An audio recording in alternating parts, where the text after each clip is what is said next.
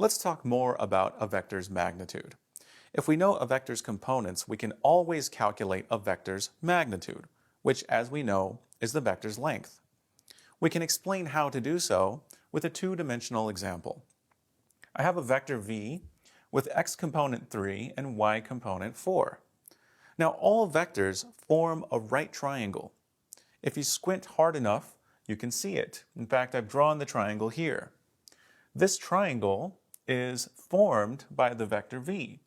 Now, when it comes to a right triangle, we call these two sides legs and this side the hypotenuse.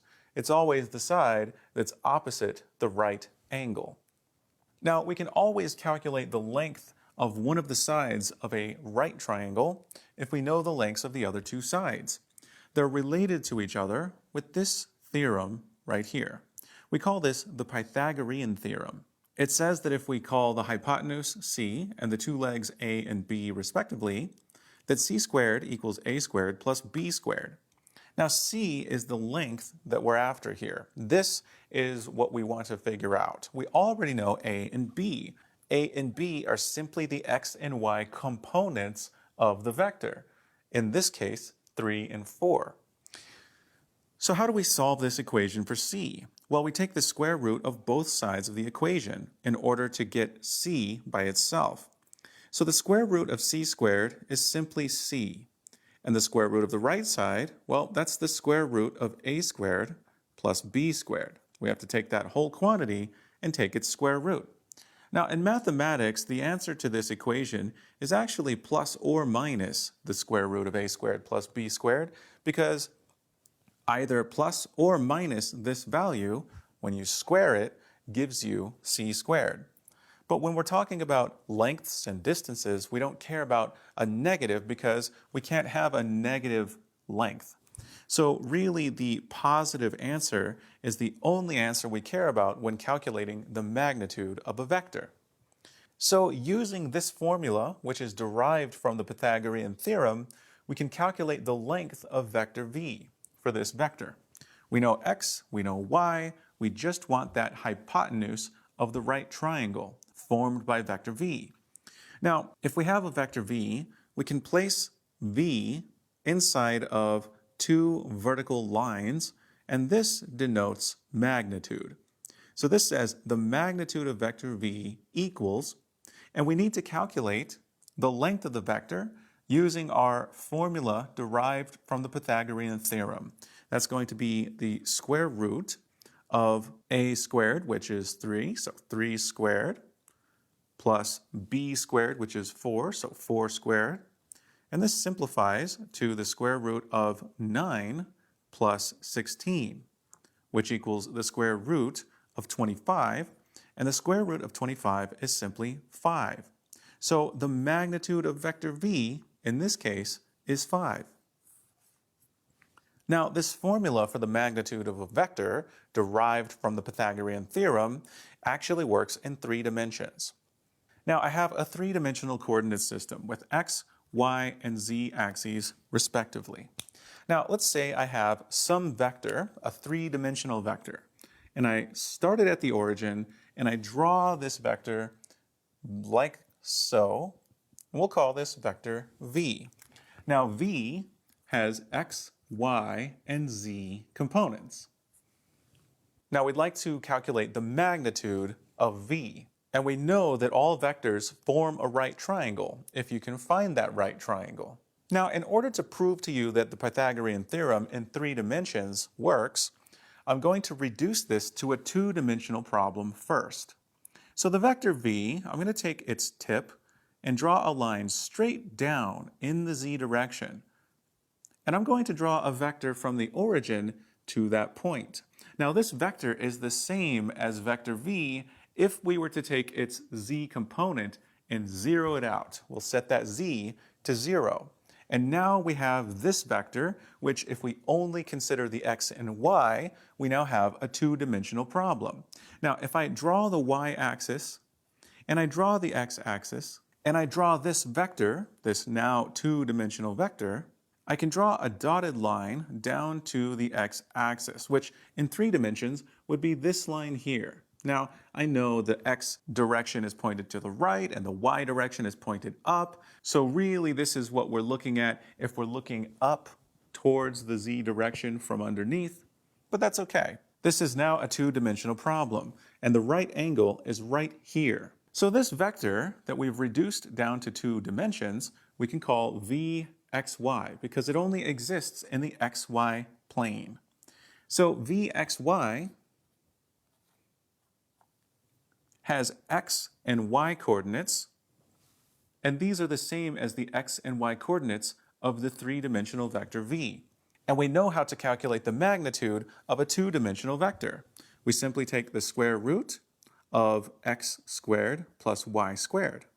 This gives us the magnitude of this 2-dimensional flat vector. But we really want the magnitude of v, our 3-dimensional vector. So how do we get that?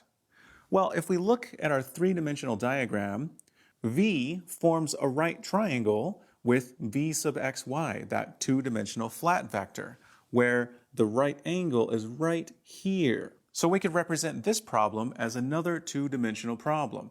We have v, and we have v sub xy, and we have this dotted line going straight up to the tip of vector v. Looks like I didn't quite draw it long enough, so there it is. And this is the right angle here. We see that right here. So once again, we can reduce this to a 2-dimensional problem, and now we can solve for vector v. We know the length of the dotted line here. It's simply z. And we know the length of this vector. It's v sub xy. It's the square root of x squared plus y squared. So let's calculate the magnitude of vector v with the quantities that we know. Vector v, magnitude, is equal to the square root of this length squared plus this length squared. We know this length, v sub xy, it's the square root of x squared plus y squared. So that's the length. We're going to square that. And we know this length, it's simply z. So we have z squared. And the square root of x squared plus y squared squared is simply x squared plus y squared. So this simplifies to x squared plus y squared plus z squared. That is the magnitude of vector v. So essentially what we have is a formula for calculating the magnitude of a 3-dimensional vector derived by using the Pythagorean theorem 2 separate times. One for this right triangle, formed by zeroing out the z component of our vector, and one from this right triangle, formed from that flat vector in the xy plane and the vector in question, vector v. So now we know how to calculate the magnitude of any vector, whether it's 2-dimensional or 3-dimensional. And this can come in handy in a number of scenarios.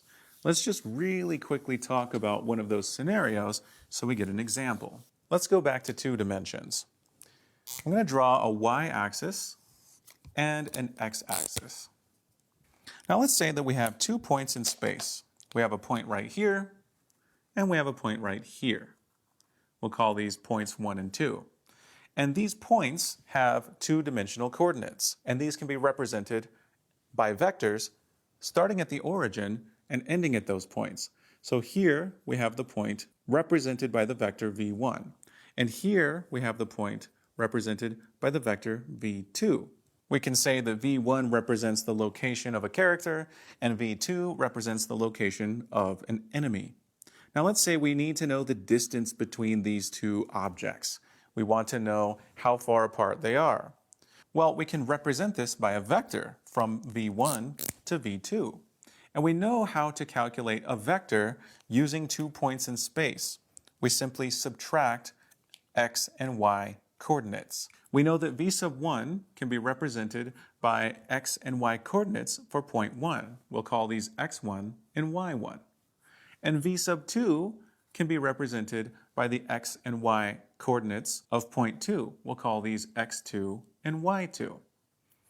And we can calculate the vector from point 1 to 2, v sub 1 to 2. And we know how to do that. V sub 1 to 2 is simply x2 minus x1 and y2 minus y1. This is review. We already know how to do this. Now, we want to know the distance from v1 to v2. That's simply the magnitude of v sub 1 to 2. So if we want the magnitude of this vector, we know how to do so. We have a formula, right? Well, let's call this vector from 1 to 2 vector 3. And vector 3 has x and y components, x sub 3, y sub 3.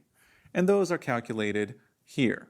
Well, let's calculate that vector magnitude. V sub 3's magnitude is the square root of x sub 3 squared plus y sub 3 squared. This gives us the magnitude of v sub 3, which is the vector from 1 to 2, and that magnitude is the distance from v1 to v2. So a vector's magnitude is really a distance formula. We can always find the distance from point 1 to point 2 by taking the vector from 1 to 2 and calculating its magnitude. Great job. I'll see you soon.